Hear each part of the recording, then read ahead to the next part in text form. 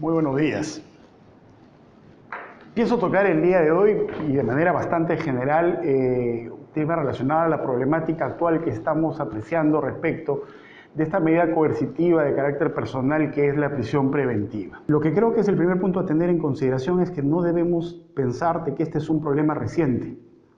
No lo es así. Basta con revisar los antecedentes de la frondosa jurisprudencia casatoria de la Corte Suprema al respecto, pasando por la sentencia de Moquegua, pasando por la sentencia de Arequipa, etcétera, etcétera, o incluso la jurisprudencia del Tribunal Constitucional al respecto, si tenemos en cuenta, por ejemplo, la sentencia recaída en el caso Humala Heredia. ¿Eso qué demuestra? Demuestra de que ya hay un problema de aplicación, ya hay un problema de interpretación del contenido de los presupuestos, que ya las máximas instancias jurisdiccionales, ya sea en el ámbito común como la Corte Suprema o en el ámbito constitucional como el Tribunal Constitucional, ya vienen haciendo un llamado de atención, no de ahora, sino desde hace bastante tiempo. Creo, básicamente, y esa es una opinión personal, que el problema de aplicación tiene entre sus orígenes es que hemos perdido de vista de que la prisión preventiva pertenece, o por su naturaleza jurídica, al campo de las medidas cautelares. Y las medidas cautelares, por naturaleza, señores, restringen o limitan derechos fundamentales. Y como limitan o restringen derechos fundamentales, hay un principio jurídico ineludible, y es que esas normas deben ser interpretadas restrictivamente. No puede hacerse interpretaciones amplias con la intención de que puedan copar otros ámbitos, otros aspectos que no están previstos en la norma. Al contrario, debe cada vez interpretarse el contenido para restringir su aplicación. Y eso creo que es uno de los puntos que hemos perdido de vista. Eso nos lleva además a un tema esencial. ¿Por qué debemos interpretar restrictivamente las normas referidas a prisión preventiva? Porque, a diferencia de cualquier otra medida cautelar, a la prisión preventiva, como a las medidas restrictivas en general del derecho procesal penal, le falta un elemento esencial, que es la contracautela. Es decir, no tiene un mecanismo directo previsto para justamente tratar de paliar el error o defecto jurisdiccional de la decisión cautelar o el error o el defecto del requiriente fiscal. Es decir, sus errores y sus equívocos no van a poder implicar un resarcimiento directo para quien lo ha sufrido, si es que lo ha sufrido indebidamente.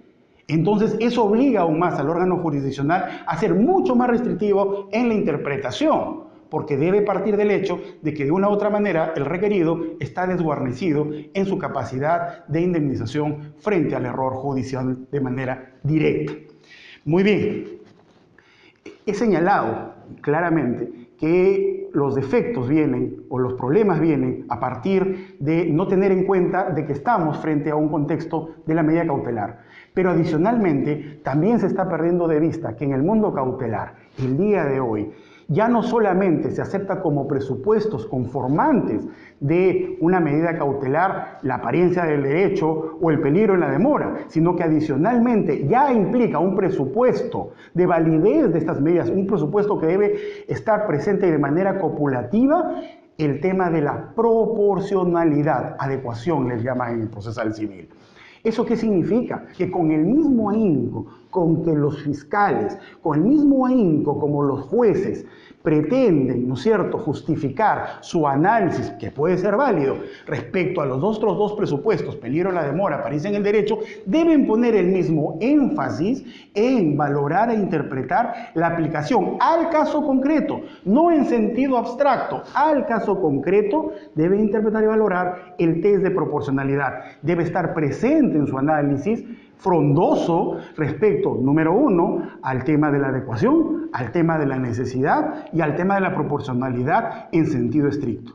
Mi apreciación personal es que cuando uno revisa estas decisiones judiciales y los requerimientos fiscales que son publicados en la prensa, lo que uno evidencia es básicamente una orfandad con relación al pronunciamiento y al análisis que se haya hecho sobre la proporcionalidad, olvidando que es uno de los presupuestos de cualquier medida cautelar. Y eso nos lleva al segundo problema. Y el segundo problema, según mi percepción, es la falta de una adecuada motivación de las decisiones cautelares que adopta el órgano jurisdiccional.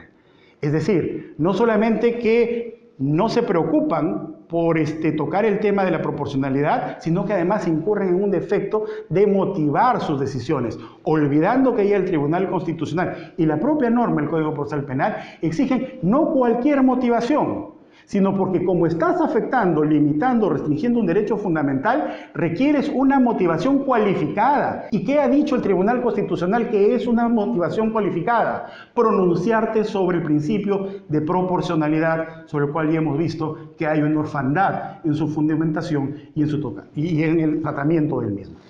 Creo finalmente que hay otros problemas vinculados al tema de la prisión preventiva. Podría trabajarse el asunto de la inexistencia de un plazo razonable para que la defensa pueda incorporar los medios de convicción que pueda de una u otra manera contradecir el requerimiento fiscal, y sin duda alguna nunca tendrá el mismo tiempo con que contó el fiscal para poder formular su requerimiento de prisión preventiva.